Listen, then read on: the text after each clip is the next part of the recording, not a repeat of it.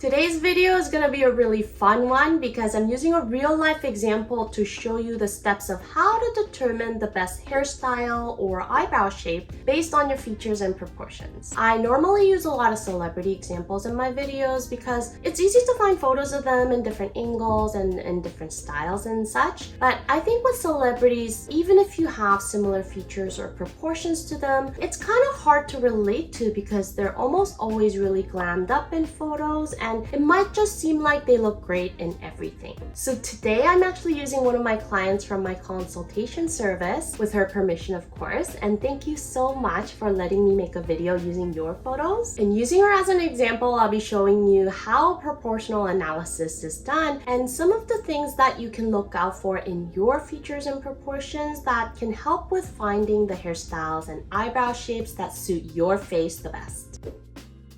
So this client actually signed up for my hairstyle consultation, and when you sign up, I ask you to fill out a short survey and submit a few photos of yourself. In the response to the survey, this client asked me to provide her with some eyebrow recommendations as well, but eyebrows are actually a part of the makeup consultation, and it's a huge part of the makeup analysis. So instead, I've offered her this video in return for letting me use her as an example. I thought this would be a great way for me to share a real-life example with you of how to look at things from a proportional perspective and what kinds of factors are taken into account in determining the best hairstyle or eyebrow shape. Alright, so let's first dive into the proportional analysis first. As you can see here, this client has a very short face. Face shape-wise, I've categorized her as a square because even though the bone structure in the jawline itself is not very angular, from a frontal view, there's still quite a bit of prominence in her jawline because she has very full cheeks. So I would categorize her face shape as a short and soft square. The fullness in her cheeks combined with her short face is what gives her this youthful and cute image to her look. Now, when we look at her horizontal proportions, her top and middle thirds are about the same length, but the tip of her nose is slightly lifted, which visually shortens the middle third area a little bit, and that's actually another contributing factor that gives her the youthfulness in her look. And in comparison to her top and middle thirds, her lower third is the longest section out of the three. A longer lower third can sometimes create a more masculine image if you have a prominent jawline because it brings more emphasis to your jawline area. So that part of your face just gets highlighted more when you have a longer lower third. But in this client's case, like I said, she has such a youthful and cute image to her that the longer lower third doesn't necessarily make her look more masculine. But still, having your lower third as the longest section of your face in your horizontal proportions brings more attention to the lower face and the fullness in her cheeks. So it would be beneficial to find a style that helps with bringing the emphasis upwards. Now, when we look at her vertical proportions, the distance from the outer corner of her eyes to the outer edge of her ear is about the same width as the width of her eyes. So this section of her face is very proportionate. But she does have slightly wide set eyes, meaning that there is tendency for the attention to be drawn more horizontally and outwards. Now, when I call these things out, your first reaction might be, oh, then I need my eyes to be more close set. But in reality, proportional relationships in the face is not all that linear or straightforward. If this client had closer set eyes like in the right photo, the emphasis does get drawn more to the center of the face, but now her eyes are drawn more to her nose area too. And because she has a shorter middle third compared to her lower third, the photo on the right highlights these differences in her proportions more. Also, this client mentioned in the survey that she doesn't like the width of her nose, but with the slightly wide set eyes, her nose actually aligns with the distance between her eyes, so it appears more proportionate with the rest of her face than if she were to have closer set eyes. This, I think, is how the rabbit hole with plastic surgery can start. You only look at one part of your face and decide to change it, not realizing that it's gonna have an impact on the rest of your proportions. So obviously, you're now going to notice something else that's out of proportion, and it becomes a vicious cycle. And if you keep getting more and more work done, you just end up looking so unnatural to the point where your face loses all of its unique characteristics. Not that I have anything against plastic surgery. I mean, if it's something that boosts your confidence and it improves your emotional well-being, you can do whatever you want. But I'm just pointing out the fact that correcting one part of your proportions could lead to an imbalance somewhere else. Like I always say, everything is relative and you have to look at everything holistically. You can't just focus on one thing, because at the end of the day, what we find pleasing to the eye is the overall balance and the harmony. Alright, now let's talk about some of the individual features. I'm gonna start with eyes and eyebrows because they're the most important parts of your face. First, with the eyes, she has beautiful eyes. They're very open and quite wide horizontally, and the inner corners are quite pointy, which in her case actually works in her favor because, like I said, her eyes are a little bit wide set, but the pointy shape of her inner corners actually help with drawing the emphasis more towards the center of the face.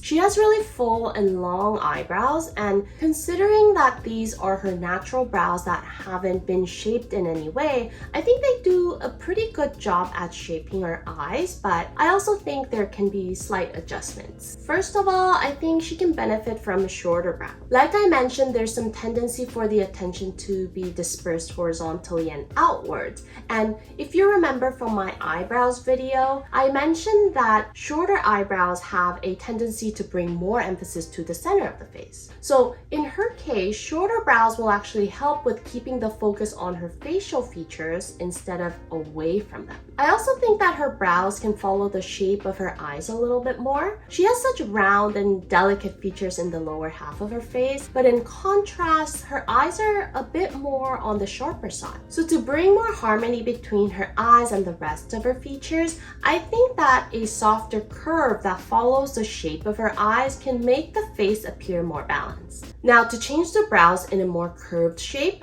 we'd need to adjust the bottom line of the brows into a curved line and then fill in the top line as needed in order to match the shape to the bottom line. In this client's case, I think the thinner brows can actually be beneficial for her because it has a lengthening effect on the middle third. And remember I said her nose tip makes her middle third appear a bit shorter? So thinner brows will lengthen her middle third and bring more balance to her horizontal proportions, which can make her overall face appear slightly longer. To show you what I mean with visuals, on the left is the original photo, and on the right, I've shortened the brow tails, I've curved the bottom line and made the brows a little bit thinner, and I rounded out the top just to match the shape to the bottom line of the brow. Can you see how the brows in the right photo do a better job at keeping our eyes on her facial features, and how they also make her nose area and the overall length of the face a little bit longer? Now, with the natural shape of her brows, the distance between her brows are a little bit close together. But I think in her case, because her eyes are slightly wide set, keeping a narrow distance between her brows actually works for her. In my eyebrows video, I talked about how the general guideline that you'll find online about where your brows should start is in alignment with the outer edge of your nostrils. And for this client, if she were to use that general guideline like in the right photo, the area between her eyebrows looks really wide and bare, and it makes the whole middle section of her face appear wider. So it disperses the attention away from the face and makes her eyes appear even more wide set.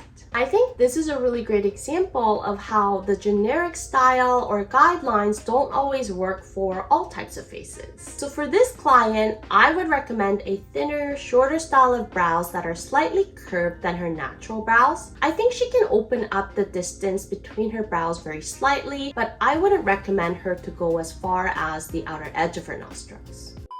Now let's talk about some of the other features that influence hairstyle recommendations. When we look at the side view photo, we can see the angle of her forehead is on the flatter side. Now what that means is that in contrast, your middle and lower thirds will appear more forward, and that brings more emphasis to these areas. So for her, it would be helpful to find a hairstyle that can add volume and dimension to the forehead area so that the side view angle can appear more balanced with the rest of the face. There's two styles of bangs I would recommend for her. She can use a thinner style of curly bangs like in this photo. The curls do a great job at adding dimension and volume to the forehead, and this design of bangs has a tendency to bring the gaze to the hair itself, so that would be effective at bringing the gaze to her upper face and to her eyes. She could also wear curtain bangs to add dimension and volume to her forehead. These bangs are generally easier to maintain than curly bangs. Because this client has naturally straight hair, if she were to wear curly bangs, it would require a lot more maintenance and styling on her end. And she mentioned in the survey that she usually likes to wear her hair how it naturally is. So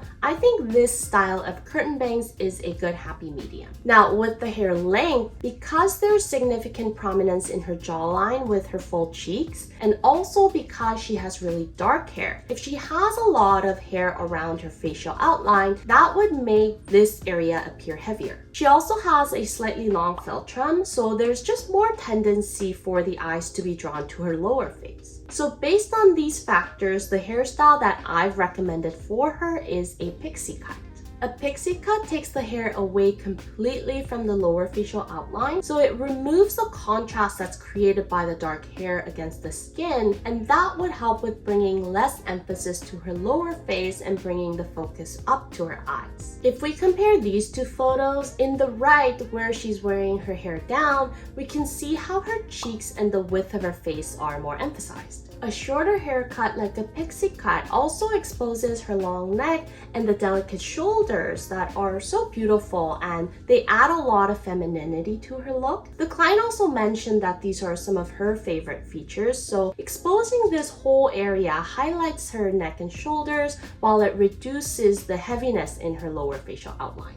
I also think that a pixie cut suits her cute image really well, and combining this length with the curtain bangs that I suggested for her, I think the style can really enhance this cute yet delicate and feminine image in her. Now, if she doesn't want to go with the hairstyle that's as short as a pixie cut, she can use a lighter hair color around her lower face to reduce the contrast level, and that would have a similar effect as taking the hair away from the facial outline. There's one more reason why I recommend a shorter hairstyle above the shoulders for this client. In my video about Jennifer Aniston, I mentioned how the trapezius or the trap muscles that connect the neck and shoulders, when these muscles are really developed, it has a shortening effect on the neck, even if the length of your neck itself is not actually short. In this client's case, she has a very long neck and also very developed trap muscles. But since she has such a short face, the shortening effect that's caused by her trap muscles is actually beneficial for her proportions. When we compare these two photos, you can see how the original photo on the left makes her face and neck area look more proportionate. So if she wears a longer hairstyle that covers her traps, not only does the contrast between the hair and skin emphasize the width of her lower face more, it also lengthens her neck unnecessarily and makes her proportions look more imbalanced. Again, this is what I mean by looking at everything holistically. If we were to only focus on enhancing the length of the neck without considering the proportions to her face, that could actually do more harm than good. So if this client didn't want a pixie cut, then like I explained earlier, she could use a lighter hair color to reduce the contrast around her face. But still, I would recommend her to keep her hair above her shoulders in a bob style so her trap muscles are still exposed. Alright, so as you have seen throughout the video, this is a process and it's a lot of information to take into account. And that's why instead of a face-to-face consultation, I provide you with an analysis and a personalized report that outlines all of these details. In the report, I actually walk you through 14 common hairstyles, so 6 different bang styles and 8 different hair lengths. And I explain the reasons why you might or might not be suitable for these styles, on top of topics around parting, hair color, and updos. So I hope that this gives you a better idea of how a best style is determined based on your features and proportions, and also what my consultation service is all about. I really wish there were some before and after photos, but I don't think the client has gotten her new haircut yet. Kamal, I hope you do go for the pixie cut or a shorter layered bob like I recommended you. And if you do, don't forget to send me photos and let me know how you like your new style. And thank you so much again for letting me use your photos as examples in today's video. Next week, I'm gonna be starting a new color series. So if you're interested in color analysis and you haven't subscribed to my channel yet, make sure you do that before you go. I'll see you in my next video, and until then, stay unique and stay gorgeous.